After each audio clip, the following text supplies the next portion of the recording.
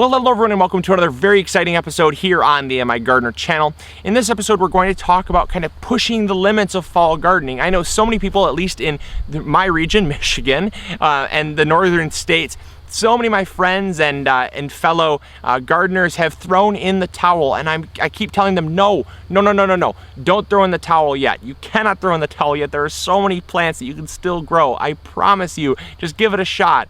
And one of the ones that we're planting today is radishes. Radishes is my all-time favorite plant for super late fall gardening. Now, fall gardening, we have a video on it. I recommend checking it out. It basically states that you can plant anything for a fall garden, anything, as long as you have time till maturity. So you can plant tomatoes in a fall garden, and it completely blows in the face of common thinking. Now, you might have a harder time with blight and stuff like that comes when colder weather comes, but you can very much still get a harvest of tomatoes in the fall. It's totally possible, and I've seen it done. In fact, I've done it myself.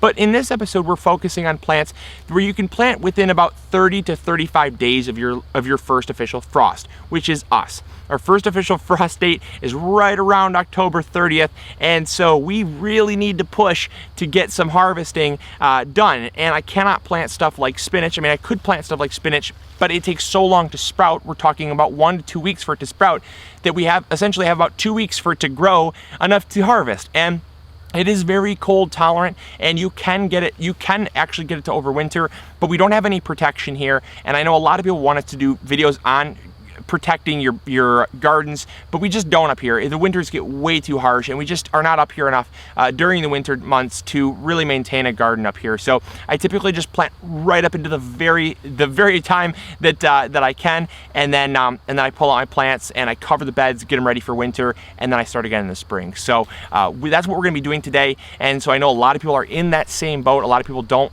They don't do winter gardening, and when I have a house of my own and I have garden beds that I can be right out next to, that might change. But until that happens, we are going to be planting radishes because they are one of the fastest turnaround crops that I know of. It is a 25 to 30 day growing cycle from seed until maturity, and you really can't beat that. Radishes are also super nutrient dense, and they are actually something that many colleges are looking at and studying for cancer prevention. Now, my method for growing radishes in the fall is to really not stress about spacing.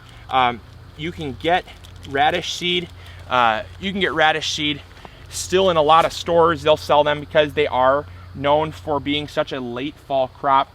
And I will sprinkle them about, just kind of broadcasting, very, I guess, light broadcasting, so that there's about 2 to 3 inches spacing in between, and that's all I do. I literally just sprinkle them out there like that, and you will find that you'll have very good success.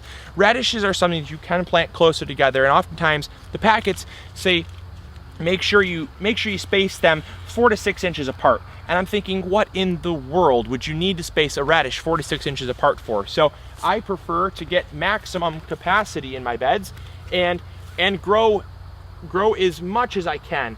And this whole bed is going to be dedicated to radishes. And what we're going to do is we're going to give a lot of these radishes to the soup kitchen, because the soup kitchen really needs more fresh produce. And so we're going to grow most of these radishes for that purpose, but we'll definitely have more than we know what to do with, so we'll eat some as well, and definitely donate the rest for that cause.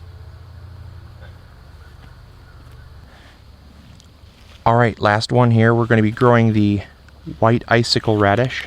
It's a daikon variety, and we absolutely love them pickled, so I'm going to grow these as well. And as you can see, my broadcasting method is really just essentially that. You just let it go very slowly through your fingers, and you spread it out evenly. And you will have some that get overcrowded, but the vast majority of them will be spaced very efficiently, and you're going to get a lot of productivity out of your beds. We're going to easily get close to 500 to 600 radishes out of this bed alone. And that's a good thing, because the soup kitchen can use all the radishes they can get. So there you go. There is another episode for you all. Hopefully it was not only entertaining, but educational and inspirational. I recommend you all get out there, seize this time, and seize this time when not a lot of people are seizing it, and really get some last minute produce in. It really does make all the difference when you start to see your beds getting empty. You start to think, man, oh, winter is coming, and really it's not coming for quite a while. So just hang on for a second. It's only the first day of fall and you got lots of time to go. Plant some stuff, and if you do have more time, like I said, check out that fall gardening guide, because you might be able to plant something like spinach, like kale, like broccoli even, or heck, even tomatoes. So I recommend checking that out. I'm gonna post a card to that if I haven't already, and I recommend checking it out because I think it will help out a lot of people, kind of break down that barrier of misconceptions on what a fall garden can and can't be. So there you go. Hopefully you all enjoyed. Hopefully you all are learning something from these episodes, and remembering to grow big or go home. We'll catch you later. See ya. Bye.